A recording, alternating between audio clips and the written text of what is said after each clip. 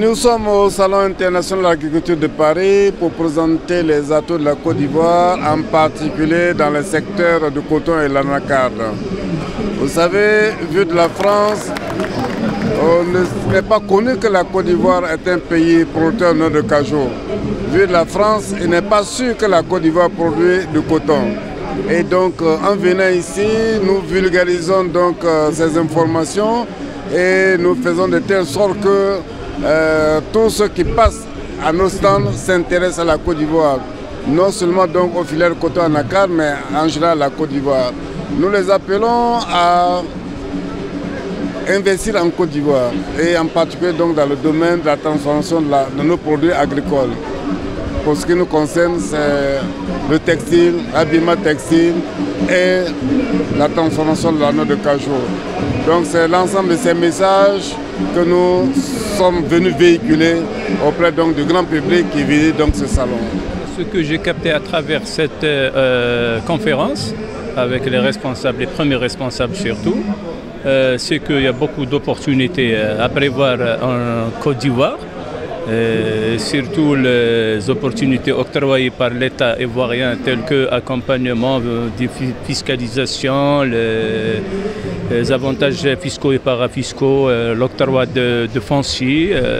Là, je suis sincèrement ébahi par ce programme qui m'intéresse beaucoup.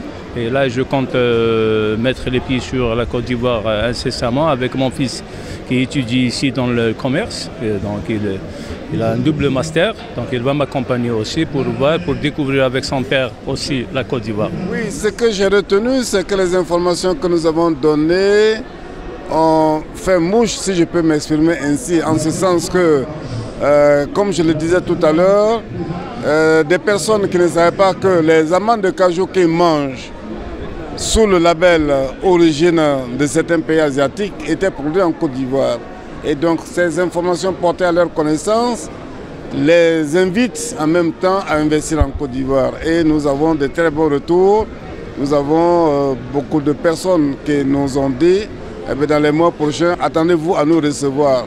Et tout ce qu'on vous demande, c'est de nous accompagner parce que là, avec les informations que nous venons d'avoir, nous sommes décidés à investir en Côte d'Ivoire. C'est un excellent retour et nous en sommes heureux.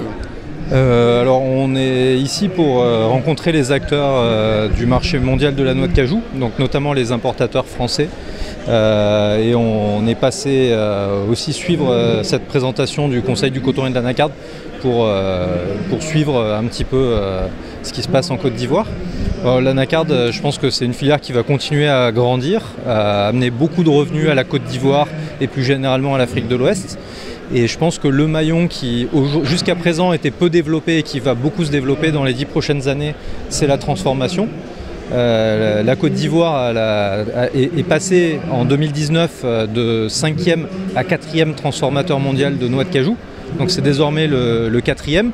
Et il n'est pas impossible que dans les 2 prochaines années, elle devienne le 3e et passe devant le Brésil.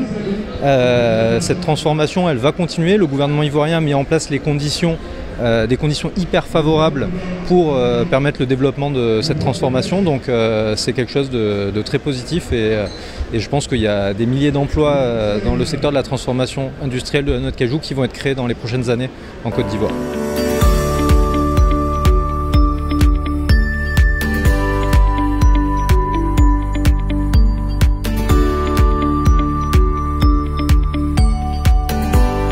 La dégustation était franchement succulente, donc tous les produits que j'ai goûtés sont magnifiquement bons et surtout on ressentit la présence de l'acajou dans tous les produits qu'on a dégustés.